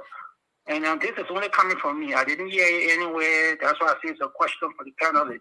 I'm thinking, could have this been a fight in the house between these two girls, and one person ended up dead, and one person ended up in the hospital, and the Chief Justice is trying to cover it? I mean, I don't know. So I would like to hear what the panelists think about this when you come to it. Thank you. That's what I have to say this afternoon. Thank you. And that's what we want to hear from the police. Whether the police even talk to the girl. Let's go to Mr. Ambrose. Yeah, hey, John, how you doing? Wonderful. Yeah, hi to your panelists. Yeah, John, this one I want to start with the Musu case. It's two things are going on. First, you're high profile Chief Justice, and she accepts that country at the highest level. And the opposition, I believe, like you and Mohammed, all people will cry, if they have arrested a woman or say she was a person of interest. So the government is doing their best to gather the facts from all scientific evidence. So when they're ready to arrest her or they're ready to charge her, there will not be too much tension in that country. Because everything is pointing. But how you know they're going to arrest her if the case is not concluded? Because she's guilty. She's guilty, John. John, no, okay, you asked a good question, John. If somebody died in Mr. Dennis' house, will Mr. Dennis be avoiding the police to collaborate with the police? If he's not guilty of anything, will God be avoiding the police? If somebody died in your house. Mm-hmm. How do you know she's avoiding the police? She was at the police station. The first thing, if somebody died in your house, you will not be trying to look for a lawyer. If when you are innocent, that's the question of guilt. All right, go ahead. You're finding her guilty before the police, but let's go ahead and make your conclusion. But Charles, let's be realistic. If somebody died in my house and I'm grieving, I will not be looking for a lawyer because I know everything I will say is the truth. Is nothing but the truth. I will not be trying to. You don't go for lawyer so that lawyer will lie for you. But go ahead and make your point. The essence of lawyer is not because you don't know the truth. No, because you don't want anything that you say be heard liable. Yeah, I can just take only one point and get off the line. Yeah. Just make your point. If I'm not guilty, there's no need for me to be looking for a lawyer to explain what happened in my house. There's no reason. I got no reason because I know everything I will be saying is the truth, but not the truth. And with the Something that the government say, and if even the CDC government lies, but we should be grateful to God. If another company will come into Liberia or agency or whatever it is, if one or two Liberia will get hired by that agency, it's a good thing. If they don't bring 50 billion or they bring 1 billion or whatever they bring, but so long as Liberia will get hired, I think that's a good thing. Thank and you. Their job, to the spectrum person, I can't believe that you get spectrum freedom. Spectrum that will try to kill old folks in America. Why you believe that comment? And if somebody is drowning, even look for people to drown. even a broken clock is correct twice a day. So go ahead. Okay, I agree with you. Thank you, John. Thank you. Thank you for taking my call. Thank you. Let's get our last caller here, Mr. Christopher Tobasi. Yeah, Mr. John, thank you very much. The Stanton with this issue, you have an indicted criminal, somebody. I told Stanton Witherspoon before, I said, be quiet. Get off of Spoon Network. Listen to your lawyers. I'm not saying it because I'm a fan or I like him, but because he could get himself into more trouble. Lying, making up stuff. Prosecutors are watching him. He needs to shut up, or else he will drown himself more in hot water. Another thing here is, Mr. Ja, is we Liberian, we have become pardon. And I think this will continue even after President. We have 12 years. We're still going to have problems like this. The opposition think that when they make Liberia look bad and they say bad things and they scare investors and they say these terrible things of somebody go in the water, lay down, take all their atrocity, put it in front of themselves and all like they dead, and somebody take their picture and put it up on Facebook. They think they're doing it to me and you. They're doing it to themselves. Mr. Tobasi, let's speak to the debate tonight. All right, but Mr. God, these are part of the things. People lie. Down to Justice Gloria Mususka, you think she's supposed to be covering or trying to hide from justice? You think it makes sense? I don't know what you mean she's covering or hiding for justice. Somebody who used to be the chief law enforcer in our country. Something like this happened in your house. Okay, and up to now, and I blame the police. Right. Even though I'm a supporter of this government, I'm a citizen, I'm a supporter of this government. At the same time, the police in Liberia, sometimes they don't do the right thing. And we've been coming here over and over. At least brief us. Tell us where we are. At least come on and say the girl in the hospital, she's healed. She's talking. She's saying things. From person of interest, let her suspect now. Let's do the thing the right way when they told us they came from the School of Criminal Justice, from Zion. All these things they do us. Let's do the thing the right way. Instead of us coming here all the time. These guys are trained people. Thank you, Chris. Let me get two more callers here. Yeah, but to conclude quickly, you talk about $50 billion. I don't know if I want to believe Rani C. Solve the story because he has been lying over and over. I want to hear the president. I want to hear the Minister of Justice. I want to get it from there. Let them come here and tell us instead of Ronnie C. coming up here and writing nonsense after nonsense. And why you think we're not hearing from the president and the government about this $50 billion? Well, why? Well, because the media in Liberia, you can say the media in Liberia is trash. You can say that. No, I don't know the that. Media in Liberia is our problem too. Thank you. Media in Liberia, thank you. Thank you. Yeah. Mr. Mame, please adjust your camera. We can only see. Thank you. We got two more callers here. This caller from a 267 area code. Your name and where you calling from? Caller 267-982. Your name and where you calling from? Hello. Hello. Go ahead.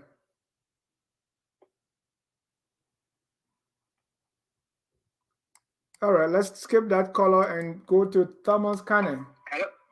Oh, yeah, Mr. Jha, thank you very much. My regards to everyone on set tonight. So the point about this 50 billion, I think we discussed it a day ago. Some of the callers are saying this is a story that no one believes, but yet Prince is in studio reading the press statement and he believes it 100%. So I think I will just pick up from where the last caller stopped. The government owes the public a responsibility to clarify this, especially considering the fact that nobody is believing this. So the best thing to do is, if the media entities that reported this story, that there was an agreement between the government of Liberia and UAE, cannot clarify or retract the initial publications, let the government of Liberia come out and clarify. That is a responsibility that they owe to the Liberian citizens. The next thing is that let no one believe that the agreement between Blue Carbon and the government of Liberia, it is the UAE government that will pay. It will be Liberia that will pay for those services. Everything that that company will do in Liberia is either you pay for it now, or when they find a buyer for you in the future that will pay for your carbon credit, you have to pay on commission. So let nobody believe that because the government of UAE announced 50 billion or 163 billion, they will be the one paying. We will pay. We will be the one to pay. And on the issue of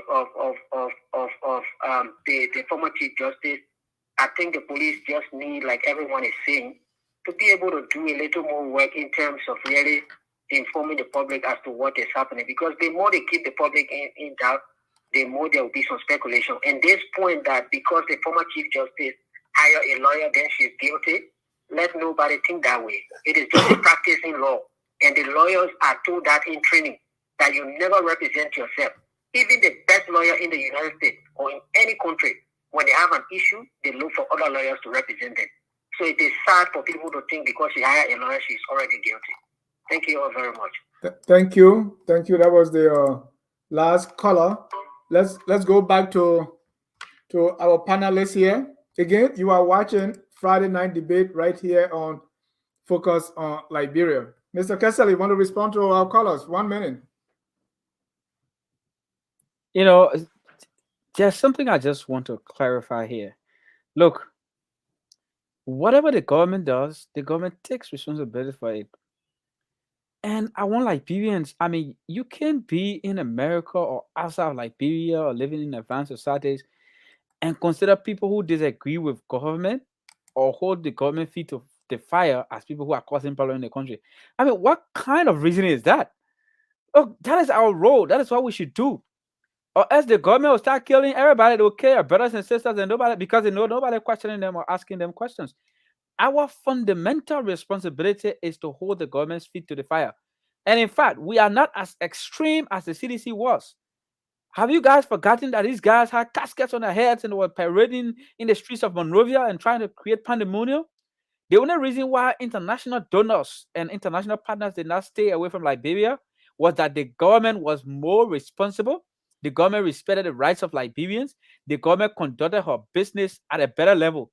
The CDC is incompetent and failing, and she does not have the capacity and the understanding to be able to withstand the intellectual engagements that come from the opposition. That's why every day they cry, oh, the people making people to stay away from Liberia, but that's not the truth. They're not able to do the job. That's just simply what it is.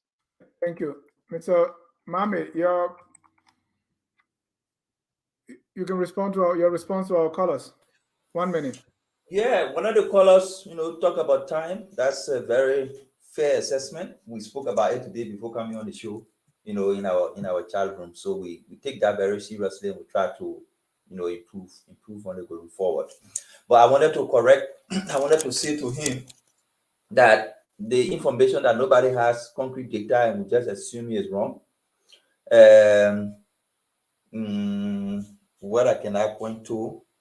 The Abu Dhabi Global Environmental Data Initiative being involved with the Ministry of Climate Change and Environment in the implementation of the Abu Dhabi Carbon Initiative. They are not subcontracting private institutions to do it. One of the callers said it rightly, I think it's Thomas. This is a private company that's coming to monitor, extract carbon resources that they can sell and get paid on commission. They are not coming to bring money to Liberia. The same way LISCA operates, we gave them the authority. They use that authority to manage our shipping registry, and based on that, we get commission. This is the business model of Blue Carbon. You commit the resources to them, they extract the resources, monitor it, and then they link that resources to external buyers in the future, and we get commission. We have not even reached to that point, because when we get to that point, such agreement will have to go to the legislature for rectification. This MOU is just an agreement between two people to work together along those lines. The government of the UAE, the government of Liberia signed no agreement. The story is not true. We signed an agreement with a private company. That private company has no carbon fund. You go on their website, there is nothing about carbon fund. Everything on their website is about the services they can provide. They are doing it in Zambia, they are doing it in Tanzania. They signed a good deal with Papua New Guinea, and Papua New Guinea have turned over the management of their carbon resources to them. They did not give Papua New Guinea money. The agreement is they will sell the carbon credits, and they will share commission between the two countries. You can read about Papua New Guinea agreement. Thank you. Thank you. Mr. Gaiman, your response to our callers. I think the callers today are well informed, and I think they were much reasonable. That tells me that they pay more attention to what we are talking, and I didn't sense any disrespect. I didn't find anything condescending about what they were saying. I think today we can all agree that we all make contribution towards what concerns us in Liberia. When it comes to the justice system, I would say the same thing that I said previous. My government, the CDC government, has to set itself apart from government in the past. We have to have a landmark case that the whole world can look at. They may not agree, but reasonable technical folks will agree that the job was done reasonably well and it was processed according to the rule of law. And I think this is an opportunity for the WEA government, with the help of the international community, to actually bring the case to a full stop and let the world see that yes, Liberia have turned the page. But other than that, I think the comments today were reasonable, very informational, respectful, and I think that's how we like it to be. Thank you. Hi, my name is Addie Tyler from Pennsylvania, and you're watching Focus on Liberia. Well, gentlemen, thank you so much for the discussion. At this time, I will allow 49 seconds each for your closing comments. Let's start with Mr. Mame. Thank you for the show, Dennis. Thanks to the panelists. We just raised these issues not because we're against the government. We raised the issue because there has been a track record of the government traveling out of the country, coming back and misleading the public. Unfortunately, this time, they managed to use media institutions, and basically those media institutions, on the basis of trust, they publish the information to the public. But all around, we know that climate change is a very serious issue. Governments are trying to see how they can contribute to mitigate it, and in that process, our country is making effort. But then they try to elevate, they try to misinform, they try to impress, because we're going to election, to mislead the people. And last thing I want to say, when someone lied to you at this magnitude about a 50 billion agreement with UAE, and they know that it is traceable, then that person takes you to be stupid. If I told you today, Dennis, that I will be the running mate to Joe Biden, it may I consider you to be a very stupid person, because I know it's not possible. So for the government to do that to its people, I think it takes Liberians for granted. And we all should try as much as possible to bring the facts up, to expose the government and tell them we are not stupid people. In as much as we support you, we're not stupid. Thank you. Few comments here. Everett Morris said, Mr. Jar, you need to hit the barber shop. I don't know. That's part of the debate. Yeah, that guy.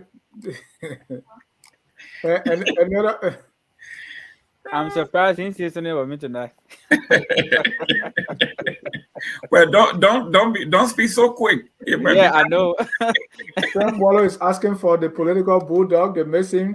Well, the political bulldog is on a well-deserved break, and so that's why he's not here tonight. I saw the man bluffing today. So let's hear from Mr. Gaiman. You're closing. Yes, a great show.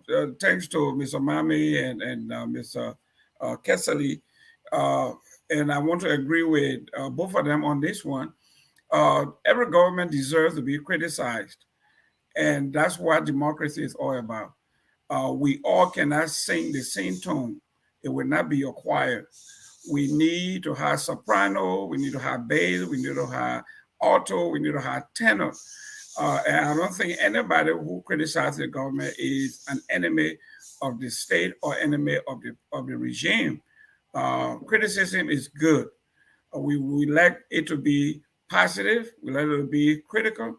We like it to be at least objective. But you don't expect everybody to be objective. That's why they call it democracy. So we want to thank the guys for the contribution. I think we are all learning. And that's what makes it a good show. Thank you very much, Mr. Jai, for letting me on your show. Thank you again. More calls. Say bring the hour of politics back. He's coming back. It's just he got a break. Mr. Kessley, you got the last word. Okay. I'd like to thank you, Mr. Jai, Mr. Gaiman, and Mr. Mame for a very beautiful discussion tonight. And to all the callers and followers and commenters, I want to say thank you. We come out here and it is a combination of every one of us that makes this show very great. Before I go, I want to remind every Liberian that we have a fundamental duty, regardless of who we support or where we stand at any given time in our politics, to make sure that governments now and governments in the future live up to the agreements they signed with the Liberian people. We should make sure that the rights of every Liberian citizen is protected. Because today your people may be in power, tomorrow my people may be in power. We do not want to create an environment where when one set of people come, they violate the rights of the other set of people, and the other set of people come and violate the rights of the other set of people. That's why no matter where we stand, when the government is wrong, we should fight the government and make sure the right things are done. That way we can build a culture that will make Liberia a better place for every one of us. It's been a good show tonight. Thank you all for the discussion. Thank you, gentlemen. Thank you, even and the others who left due to a connection issue. Want to thank our viewers and always appreciate them. Unquestionably, focus on Liberia. What we do here is unravel in the Liberian media industry, and you can take that to the bank. But we appreciate all of you for the support. There are some who call us and say, I want Focus on Liberia to cover the story. If we can give X amount of dollars so that your reporters will go there and cover the story. We appreciate all your support. And because of you, we are here and we promise to give you the best. Until then, we end with a song that says, we are all Liberians. Whether you believe Liberia and UAE signed 50 billion or even 50 trillion, or you don't believe it, whatever your belief is on the issues that we have discussed tonight, the fact remains we are all Liberians. What is incumbent upon all of us is what we can do as individual and as group to make our country the glorious land of liberty. That's why we always remind you and say we are all Liberians. Have a good night and God bless you. We are Liberians. Liberia is our home. Liberian people. Either you hate it or we want. Liberia, oh. Either you hate it or we want. Liberia, Liberia. Oh,